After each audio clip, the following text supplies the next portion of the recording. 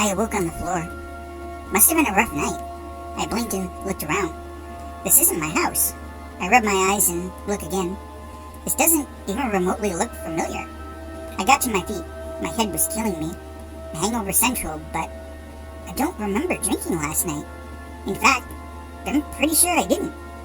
Last thing I remember is leaving for work on my lunch break. I got into my car and then nothing. I frowned. I reached into my pocket for my phone, but it wasn't there. Neither was my wallet. Damn, I must have been mugged.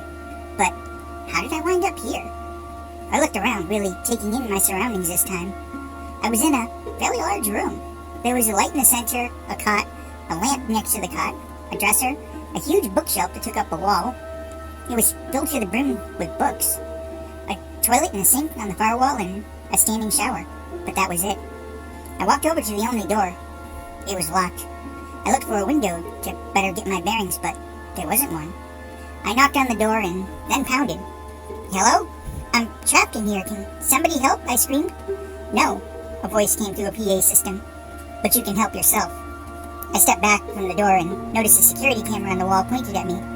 "If you want out, all you have to do is read a bit. Well, actually a lot. You see those books on that shelf? Once you've read them all, the door will unlock." I screamed and beat on the door for what must have been an hour. I heard a chime sound and a thunk, and part of the wall slid open. It was food and water. "This," the voice over the speaker said, "is your daily food. You'll get this once a day. Fresh laundry will also be dispensed through the same chute once you've gone through all the clothes in that dresser. You'll put the trash in the bin in the corner as well as your dirty laundry. The chute's only 5 inches wide, so you won't be escaping that way. Next to that chute is a rectangular hole.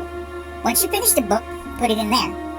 Don't try and cheat. If you put a book in the slot and have not read it, 3 more will come out. Remember, you're being watched. Always. Now, I'd suggest you get to reading." Angry but determined, I selected the first book, A Tale of Two Cities, and got to work.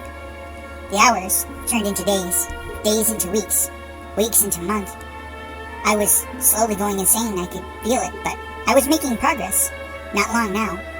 A few months later, I put the last book in the slot. "There!" I screamed. "Now open the door." I heard a click. The door locked. I ran over and opened it and ran outside. It led to another room, exactly as the one before. The door behind me closed and locked again.